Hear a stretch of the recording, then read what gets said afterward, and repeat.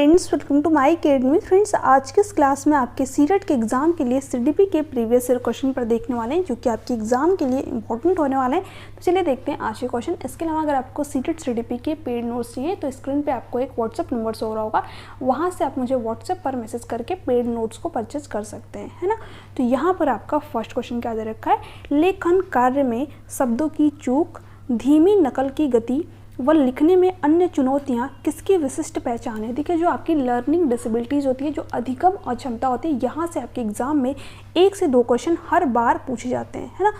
First option क्या दे रखा है, डिस्ग्राफिया यानी कि लेखन वैकल्य, बिल्कुल सही ऑप्शन आपका यहाँ पर हो जाएगा। जो डिस्ग्राफिया वाला बच्चा होता है, इस बच्चे की जो राइटिंग होती है वो पढ़ने योग्य नहीं होती है, ठीक है, इलिजिबल राइटिंग होती है। क्यों? क्योंकि जो बच्चा होता है, इसको जो शब्द होते हैं उसको लिखने में समस्याएं आती है ना, दिक्कत होती है। तो यहाँ पर फर्स्ट ऑप्शन जो है आपका राइट आंसर हो जाएगा। सेकेंड क्या दे रखा है, डिसकैलकुलिया गुणज वैकल्य, ये क्या होता है, इसमें जो बच्चा होता है इसको जो मैथमेटिकल कॉन्सेप्ट होते हैं, जो गणितीय अवधारणाएं होती हैं, उनको समझने में दिक्कत आती है। इसके साथ साथ बच्चे को कैलकुलेशन में भी दिक्कत आती है, ठीक है, बच्चा जो है कैलकुलेशन सही तरीके से नहीं कर पाता। तो यहाँ पर इसकी बात तो हो नहीं रही है, तो ये ऑप्शन आपका नहीं होगा। ऑटिज्म स्पेक्ट्रम डिसऑर्डर यानी कि स्वालीनता क्रम विकार, ये क्या होता है आपका ऑटिज्म। इसमें जो बच्चा होता है बार बार एक ही चीज़ को रिपीट करता है, रिपीटेटिव बिहेवियर करता है, बार बार एक ही चीज़ को दोहराता है ना। तो यहाँ पर जो बच्चा होता है उसको कम्युनिकेशन में दिक्कत आती है, संप्रेषण में दिक्कत आती है, समाज में जो है बच्चा सही तरीके से इंटरेक्ट नहीं कर पाता है, क्योंकि बच्चा एक ही चीज़ को बार बार रिपीट कर रहा है, बार बार दोहरा रहा है ना। तो यहाँ पर इसकी भी बात नहीं हो रही, तो इसलिए ये भी ऑप्शन नहीं होगा। इसके साथ साथ फोर्थ ऑप्शन दे रखा है प्रतिभाशाली। देखिए, जो प्रतिभाशाली बच्चा होता है इसकी IQ कितनी होती है, 140 प्लस होती है ना। और ये बच्चे जो है चीज़ों को बहुत ही तीव्र गति से सीखते हैं, है ना, क्योंकि इनकी IQ ही बहुत ज़्यादा हाई होती है। आप कोई इनको चीज़ एक ही बार बताओगे, इनको जो है समझ में आ जाएगी, बहुत ही तेज़ी से जो है उस चीज़ को एब्जॉर्व कर लेते हैं, है ना। तो यहाँ पर इस बच्चे की भी बात नहीं हो रही है, तो फर्स्ट ऑप्शन जो है आपका यहाँ पर राइट आंसर हो जाएगा, क्योंकि जो बच्चा है यहाँ पर उसको क्या है, लिखने में दिक्कत आ रही है, ठीक है। तो फर्स्ट ऑप्शन करेक्ट है। आगे देखते हैं। यहाँ पर क्वेश्चन क्या है, आरओ ब्लैक बोर्ड के बहुत नज़दीक बैठने पर जोर देता है और पढ़ते समय किताब को अपनी आँखों के बहुत पास रखता है। ऐसी स्थिति में एक शिक्षक को क्या करना चाहिए। अब देखिए, जो यहाँ पर आरओ है इसको क्या हो रहा है, चीज़ों को देखने में समस्याएं आ रही है, ठीक है, इसलिए जो बच्चा है वो यहाँ पर क्या कर रहा है, ब्लैक बोर्ड के बहुत पास बैठने पर जोर दे रहा है। इसके साथ साथ जो बुक्स है उसकी वो क्या कर रहा है, अपने आंखों के पास ला करके पढ़ रहा है, ठीक है।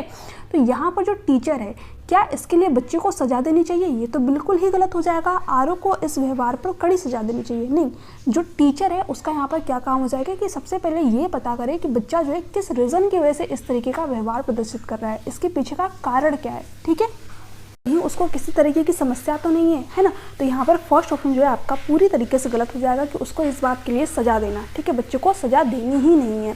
सेकंड ऑप्शन क्या है, आरओ की आंखों की जांच के लिए पेशेवर विशेषज्ञ की सलाह लेनी चाहिए। बिल्कुल सही बात है, जो डॉक्टर्स हैं उनकी जो है सलाह यहाँ पर लेनी चाहिए कि आरओ को जो है क्यों इस तरीके की दिक्कत आ रही है, ठीक है, इसके लिए क्या कुछ उपचार किया जा सकता है। तो बी ऑप्शन जो है आपका यहाँ पर राइट आंसर हो जाएगा। यहाँ पर थर्ड ऑप्शन क्या दे रखा है, बेकार अंक वाले रिपोर्ट कार्ड को उसके माता पिता के पास भेज देना। अब देखिए, जो बच्चा होता है, ठीक है, हर बच्चा जो है सीख सकता है चीज़ों को, बट उसके अकॉर्डिंग उसको चीज़ें भी प्रोवाइड की जाए। अगर बच्चे को कहीं पर भी सीखने में दिक्कत आ रही है तो एज अ टीचर के रूप में सबसे पहले आप उसके पीछे का रीज़न जानिए कि बच्चा इस तरीके का व्यवहार क्यों प्रदर्शित कर रहा है, ठीक है।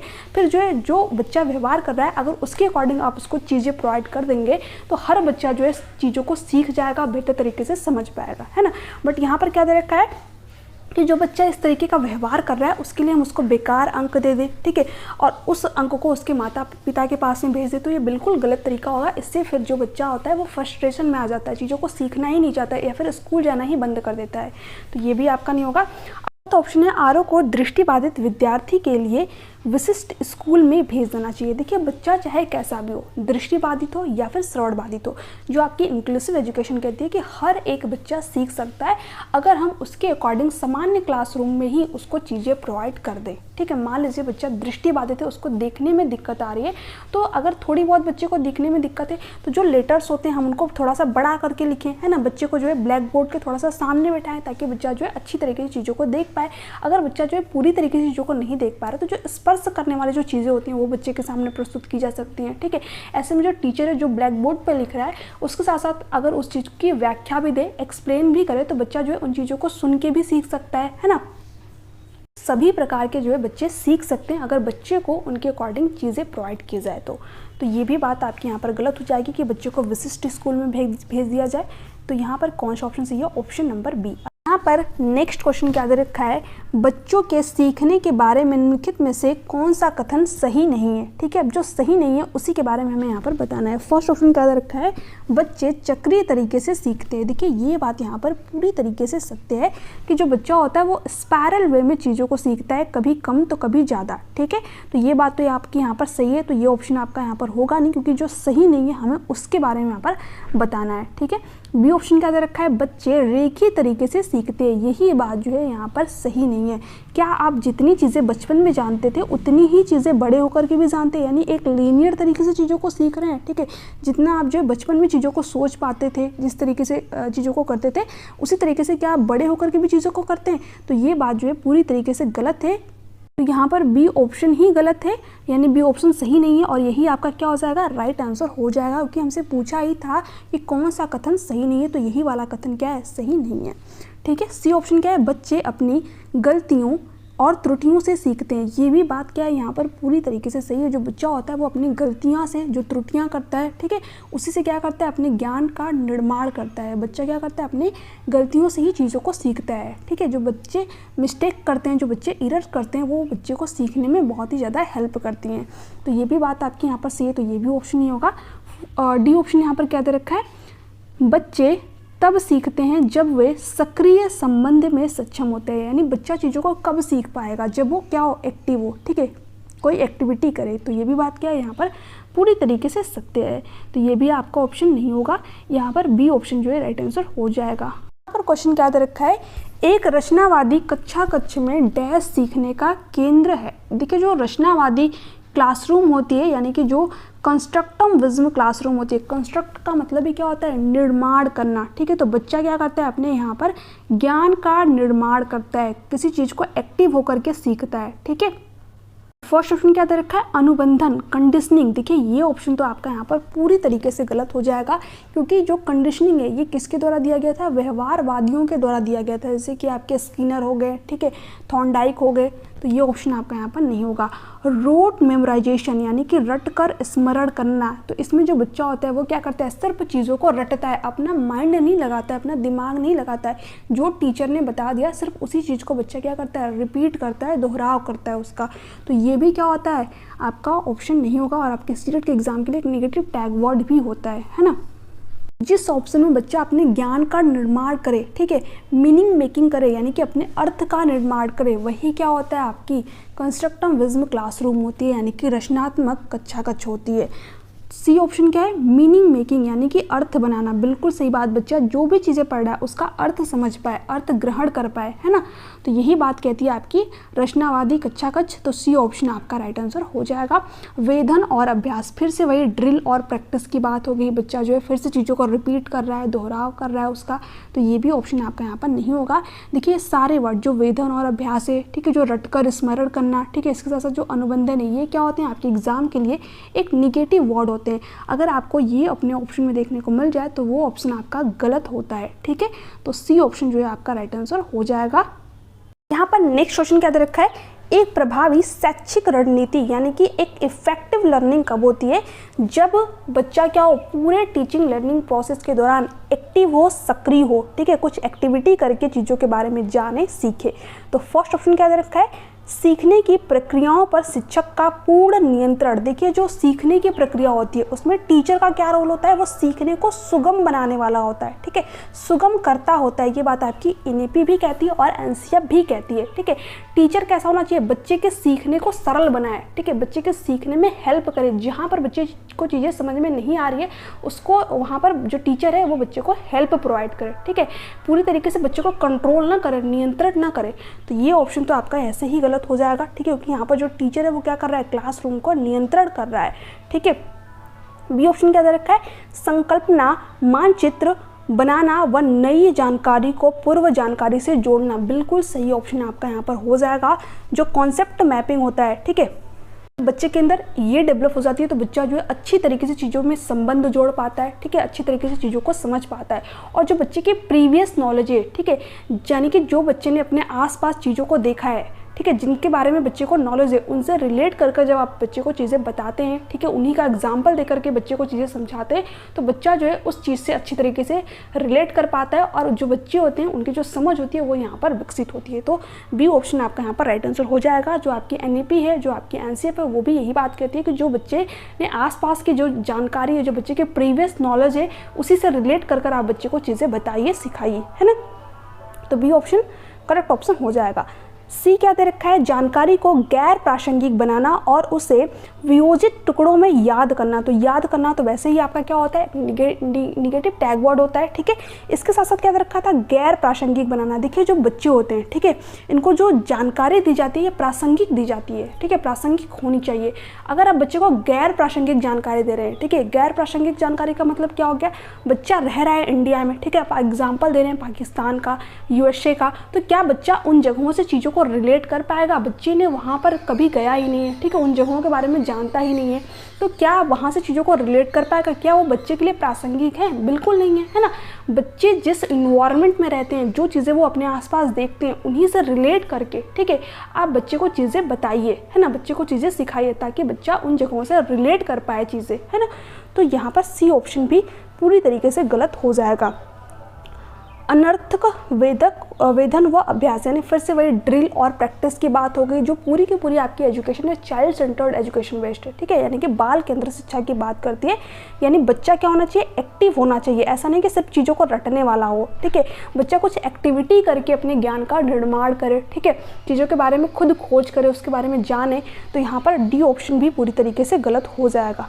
यहाँ पर बी ऑप्शन जो है राइट आंसर हो जाएगा। आगे देखते हैं क्वेश्चन क्या है, निम्न में से कौन सा कारक बच्चे के संपूर्ण विकास के लिए जिम्मेदार है। अब देखिए जो बच्चे का संपूर्ण विकास होता है, यानी कि ओवरऑल डेवलपमेंट होता है, ये किसके कारण से होता है, हमारे हेरिडिटी और इन्वायरमेंट के कारण होता है, ठीक है। किस तरीके की हेरिडिटी हमें हमारे पेरेंट्स के थ्रू मिली, ठीक है, या फिर हमारे जो फैमिली मेम्बर्स हैं उनके थ्रू हमारे अंदर आई, ये बच्चे के विकास में बहुत ही ज़्यादा इंपॉर्टेंट होते हैं। यानी हेरिडिटी क्या होती है, बच्चे के विकास के लिए इंपॉर्टेंट होती है। इसके साथ साथ क्या इंपॉर्टेंट होता है, बच्चे का इन्वायरमेंट, बच्चे को किस तरीके का वातावरण दिया गया, ठीक है, बच्चे की जो फैमिली है उसका माहौल कैसा है, ठीक है, क्या उसकी फैमिली में गाली गलौज देने वाले लोग हैं या फिर उसके फैमिली में जो अच्छी तरीके से व्यवहार करने वाले लोग हैं। तो जो बच्चे का विकास होगा वो भी जो है उसी डायरेक्शन में होगा। तो जो बच्चा होता है उसकी हेरिडिटी भी इंपॉर्टेंट होती है और उसका इन्वायरमेंट भी इंपॉर्टेंट होता है। दोनों ही फैक्टर बच्चे के विकास को प्रभावित करते हैं, ठीक है, और इन्हीं दोनों का गुणनफल क्या होता है, हमारा डेवलपमेंट, हमारा विकास। तो यहाँ पर फर्स्ट ऑप्शन क्या दे रखा है, हेरिडिटी यानी कि आनुवंशिकता, ठीक है, तो ये बच्चे के विकास को प्रभावित करती है, ठीक है। इसके अलावा क्या दे रखा है, भौतिक वातावरण, ठीक है, यानी कि बच्चे को आपने किस तरीके का इन्वायरमेंट दिया, ठीक है, उसके आसपास रहने वाले लोग कैसे हैं, ठीक है, आप जो उसके साथ में किस तरीके का व्यवहार कर रहे हैं, ये भी जो है बच्चे के विकास को प्रभावित करता है। और सामाजिक परिवेश, तो ये दोनों फैक्टर किसके अंतर्गत आ जाएंगे, आपके इन्वायरमेंट के अंतर्गत ही आ जाएंगे, ठीक है। बच्चे को समाज का माहौल कैसा मिल रहा है, ठीक है, जो आपके सोसाइटी में लोग रह रहे हैं वो किस तरीके के लोग हैं, ठीक है, किस तरीके का व्यवहार कर रहे हैं, फिर जो बच्चे का विकास है उसी सोसाइटी के अकॉर्डिंग ही होगा, ठीक है। उसके परिवार भी उसको प्रभावित करेगा, उसका समाज भी उसको प्रभावित करेगा, उसका स्कूल भी उसको प्रभावित करेगा, उसका धर्म, उसकी संस्कृति, सब कुछ बच्चे के विकास को प्रभावित करेगी। यानी जो बच्चे का इन्वायरमेंट होता है ये पूरी तरीके से बच्चे को प्रभावित करता है। और ठीक है, इसके साथ साथ जो बच्चे की हेरिडिटी होती है, जो कि क्या होती है, बिल्कुल फिक्स्ड होती है, बिल्कुल अस्थायी होती है, इसमें कोई भी चेंज नहीं कर सकते। एक बार जो बच्चे को हेरिडिटी मिल गई, ये क्या होती है, बिल्कुल फिक्स्ड, ठीक है। कई बार आपके एग्जाम में क्वेश्चन बना हुआ है कि जो बच्चे की हेरिडिटी है, क्या इसमें हम कुछ चेंज कर सकते हैं, क्या इसमें हम कुछ परिवर्तन कर सकते हैं, तो बिल्कुल भी नहीं। एक बार जो अपने पेरेंट्स के थ्रू आपको हेरिडिटी मिल गई तो इसमें हम कोई भी जो है बदलाव नहीं कर सकते, इसको हम चेंज नहीं कर सकते, ठीक है। जैसे कि जो आपकी आंखों का कलर हो गया, आपके बालों का कलर हो गया, जो आपकी हाइट हो गई, क्या आप इसमें कुछ चेंज कर सकते हैं, नहीं कर सकते, ठीक है।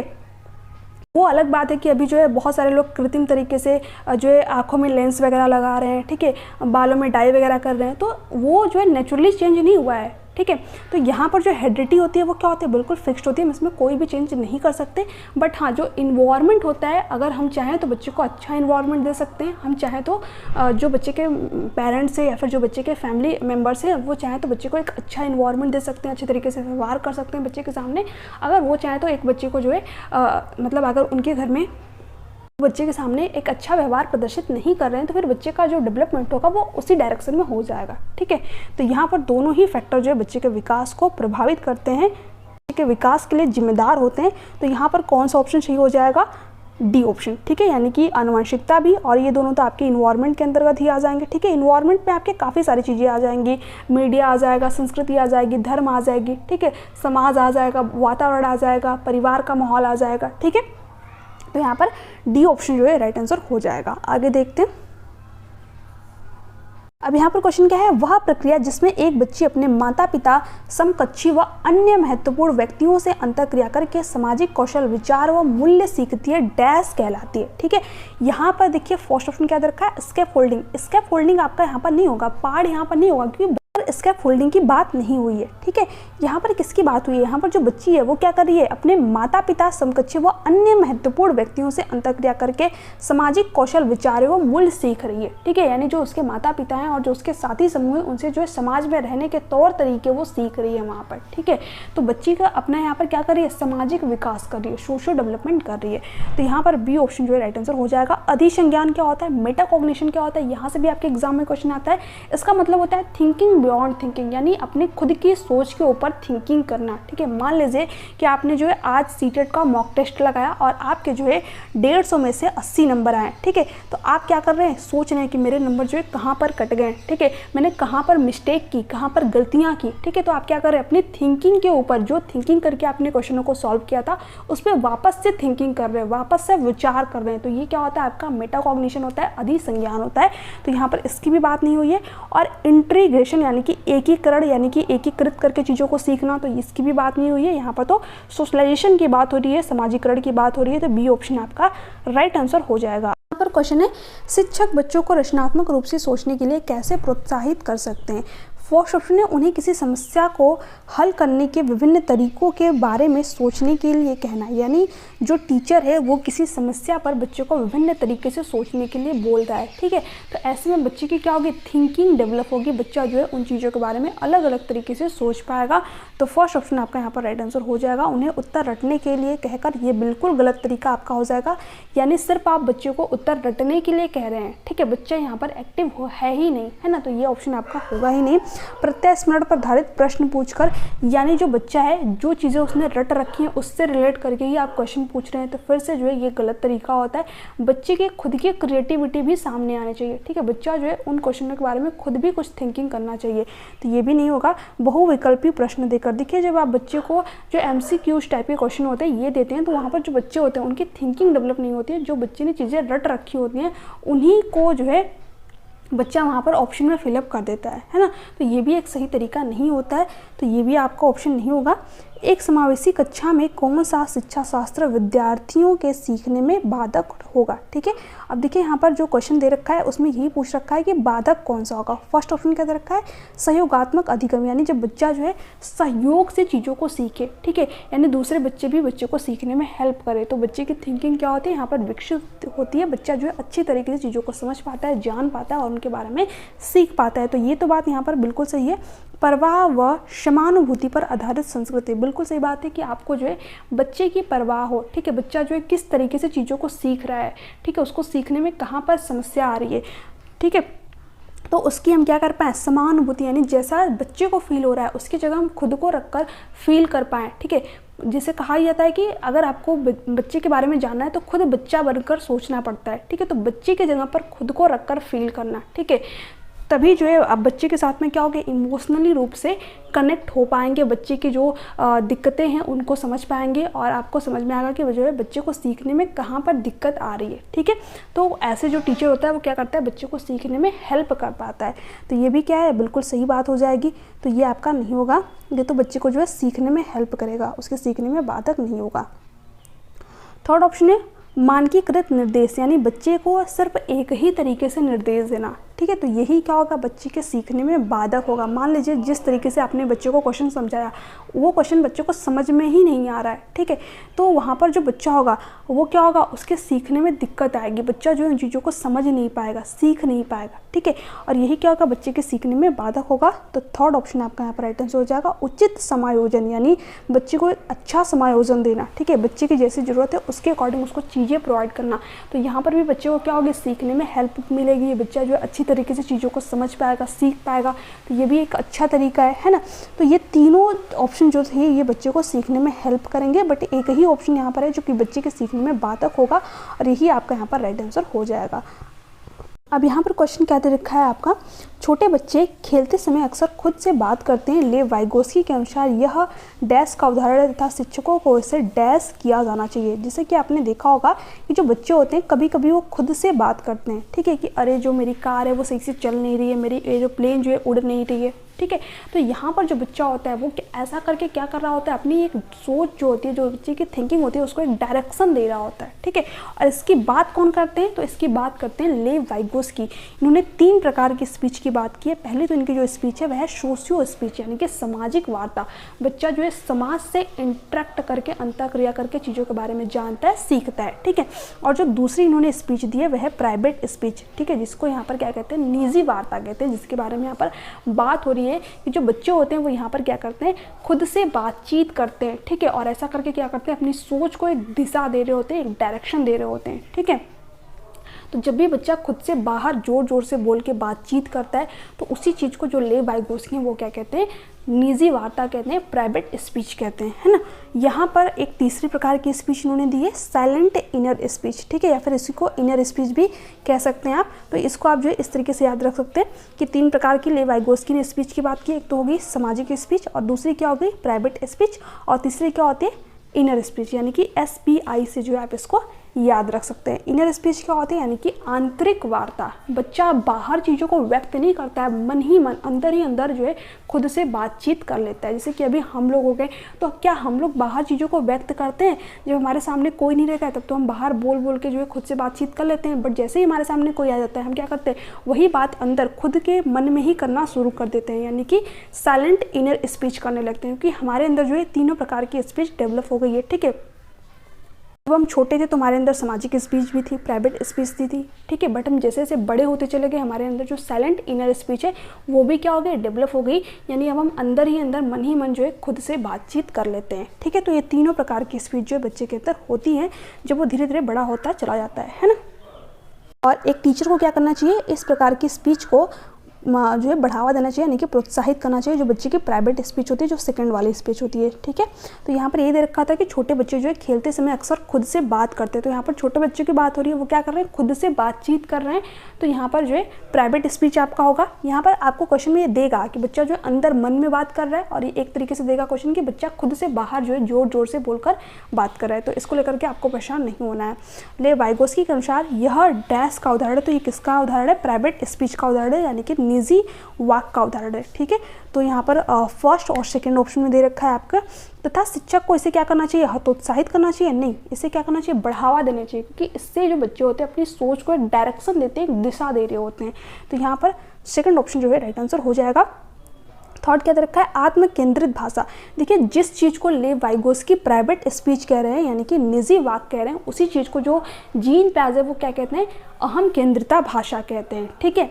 यानी कि अगर आपको क्वेश्चन में दे रखा हो कि जीन पियाजे जब बच्चे खुद से बातचीत करते हैं उसको क्या कहते हैं, तो उसको जीन पियाजे क्या कहते हैं, अहम केंद्रित भाषा कहते हैं, ठीक है। तो यहाँ पर जो है आपका जीन पियाजे से रिलेटेड क्वेश्चन नहीं दे रखा है, तो यहाँ पर सेकंड वाला ऑप्शन राइट आंसर हो जाएगा।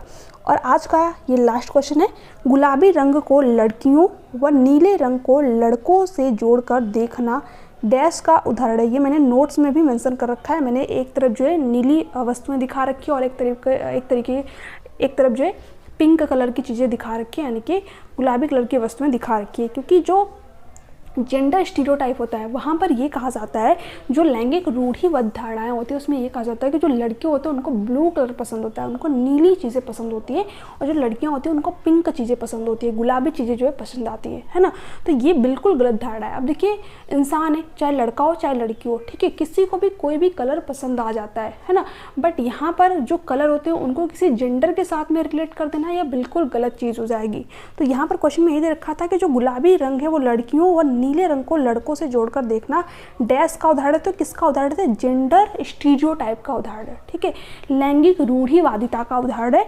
तो थर्ड ऑप्शन आपका यहाँ पर राइट आंसर हो जाएगा। जेंडर समता का यह उदाहरण नहीं है। समता का मतलब क्या होता है?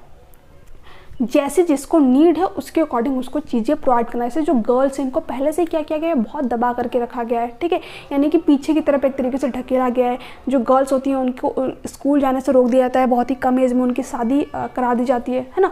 तो यहाँ पर जो गर्ल्स है इनको जो बॉयज़ है उनके बराबर महत्व नहीं दिया जाता है, इनको जो है और पीछे की तरफ जो है ढकेल दिया जाता है, यानी कि को पढ़ने लिखने से जो है रोक दिया जाता है ना। काफ़ी सारी फैमिलीज़ में अभी भी ये चीज़ें जो है फॉलो होती हैं। जो गर्ल्स होती हैं उनको स्कूल जाने से मना कर दिया जाता है, ठीक है। तो यहाँ पर जो सरकारें होती हैं वो क्या करती हैं? गर्ल्स को आरक्षण प्रोवाइड करती हैं, ठीक है। आपने देखा होगा बहुत सारी जॉब्स वगैरह में गर्ल्स को छूट मिलती है। क्यों मिलती है?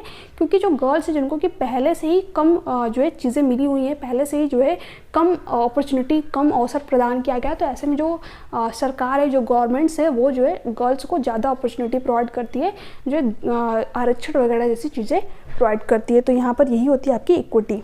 जेंडर समानता, तो समानता की यहाँ पर बात ही नहीं हुई है, ठीक है।